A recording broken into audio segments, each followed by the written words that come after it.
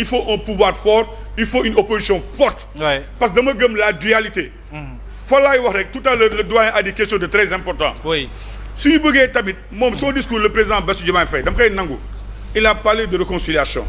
C'est-à-dire que aujourd'hui quand on fait la comparaison entre le premier ministre. oui. il aborde une posture d'opposant boo xam ne boo xam ne improductif et viscéralement anti-républicaine. oui. nga gis le président Bassirou Diomaye Faye depuis qu'il a été président man je disais souvent on avait un président qui est confiné dans son lit au palais mais aujourd'hui on voit que moom mu ngi sol le manteau de président mu ngi koy mët sëkk et loolu c'est important et les Sénégalais de toute obédience ñoo ko saluer muy APR muy feneen ma gis société bi ñëpp saluer ko parce que ñoo looy xaar d'un président de la République il doit être au-dessus de la mêlée tey lu am solo rek mooy moom tey dafa war a toog xool waxtaan ak Sénégalais yi mais pour waxtaan ak Sénégalais il faut qu'il y ait d'abord des préalables mais là mooy les préalables mooy les gens qui sont en prison mes pensées vont à Bachir Fofana Mansour Faye Abdou Nguer Assane Diouf et Lat Diop Badara Gadiaga oui. donc loolu su amee suñu mun waxtaan Moustapha Diakhaté notre doyen le doyen dafa am lu wax sànq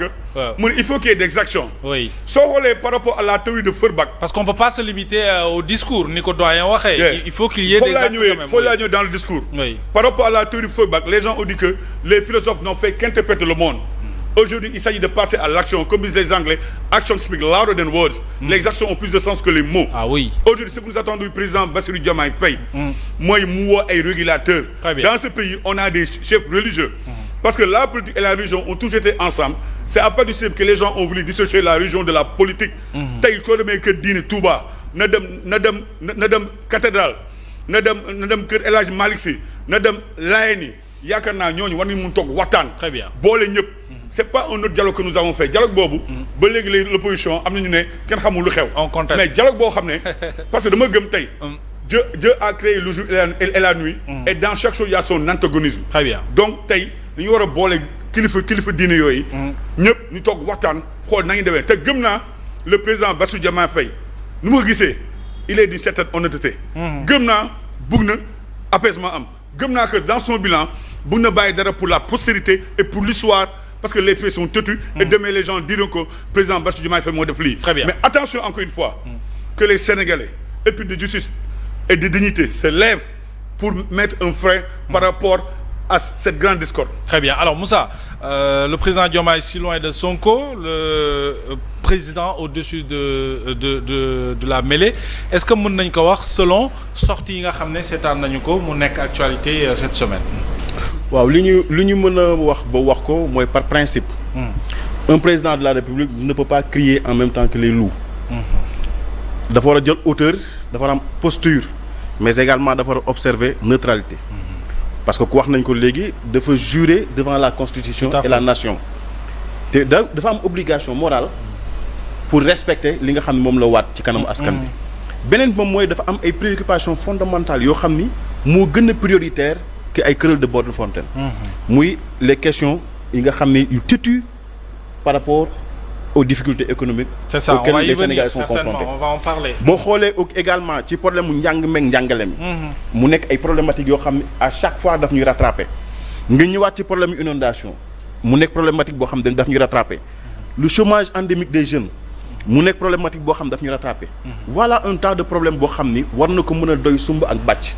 que mu taxaw di wax ay problème mu nit ak ay problème crypto personnel boo xam ne benn nit moom moo ko am.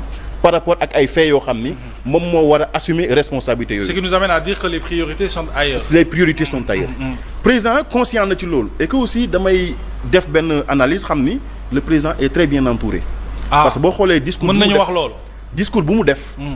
dafa bett ñu bëri. parce que ñu bëri xaaroon nañ par rapport ak redevabilité bu mu am ak Sonko. par rapport ak fi mu jaar ak Sonko mu courber l'échine assujettiru defal ko li mu bëgg. parce que ku ne xam nañu Ousmane Sonko ñun dañ ko faral di wax lenn rek moo ko ñor muy boppam li ko ñor mooy son éligibilité. bu dee ba commencé am loo xam ni daf koy commencé hypothéquer dafay génn commencé brandir la menace dafay commencé génn traiter de tout le monde de tous les noms d'oiseaux. Maintenant ce petit machin. ñun dañ doon demander à ce que mu démissionne. parce que sa présence à la tête de ce pays. dafa intenable vu élan autoritaire bi mu yore. mais également élan belliqueux bi mu yor. parce que il est à couteau tiré avec tout le monde. moom moo jotee ak magistrat yi. benn nit la moo leen traité de corrompu. ñu jox ay terrain te ba mu ko dalee def ak léegi yàgg na te mosul teg preuve. moom mooy taxaw traité société civile de fumier. moom moo taxaw ay militants am problème ak ay këru diine. moom moo am problème ak jàngu bi notamment ci affaire port voile. moom moo am problème ak ay journalistes. moom moo am problème ak ay médias les médias sont surveillés comme du lait sur le feu. Absolument. Les chroniqueurs et les activistes sont traqués. Absolument. Opposants yi dañ leen di emprisonner. mais également tey boo xoolee il y a un climat de peur et d'intimidation boo xam dafay régner partout. Oui. au Sénégal. mais loolu yëpp nag boo ko xoolee lan la lay jox une restriction des libertés lan la lay jox. recul démocratique lan la lay jox mooy violation fondamentale des droits yoo xam ne constitution bu moo ko consacré. C'est ça. léegi benn nit moom moo waral loolu te ci xam nga lan la ko waralee tey dañu dem ba gouvernement boo xam dafa mel ni dañuy def pilotage à vue. parce que ki war a coordonner l'action gouvernementale benn vent lay insuffler mooy tey boo xoolee réseaux sociaux yi. fu ñu orienté wu rek fa la gouvernement bi di orienté wu à tort ou à raison. tey bu ñu taxawee ñu singali monsieur René mii. dootul am procureur dafa war a activer wu. procureur dafa war a autosaisir wu. automatiquement la machine judiciaire dafay emballé wu. contre René te loolu nit ñi seetlu nañ ko. ah oui nga def ak nga ñàkk a def. on te fait une campagne sur la toile. effectivement du yàgg dara léegi nag lan mooy seen politique lan mooy rupture bi ñu indi woon ci côté justice. est-ce que am nañ justice boo xam dafay libre de toute pression venant de l'exécutif. est-ce que am nañ justice boo xam du am mainmise de l'exécutif. te plus loin encore tey boo xoolee assemblée nationale dugal nañ fa ay modifications yoo xam ni article 56 boo xam dañ naan am nañ droit convoquer un magistrat pour déglu ko. magistrat bu bañee am nañ droit utiliser la force régalienne pour contraindre ko à ce que mu def mu comparaître. mais loolu dañuy confondre li nga xam ne moom mooy reddition ou bien transparence ak li nga xam mooy immixtion wala ingérence ci beneen pouvoir.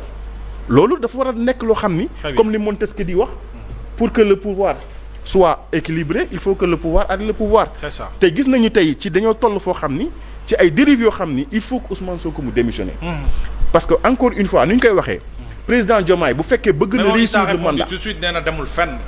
démissionné wul demul fenn. mais loolu ci sa sortie il a clairement dit et puis c'était clair. waaw xam nga tey nee na démissionné wul. xam nga loolu dafa nekk un sursaut d'honneur.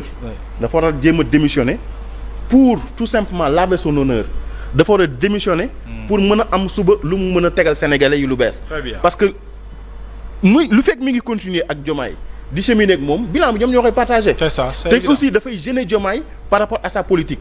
te jàpp nañu tey kenn rek moom moo tax réew mi commencé diviser wu c'est Ousmane Sonko.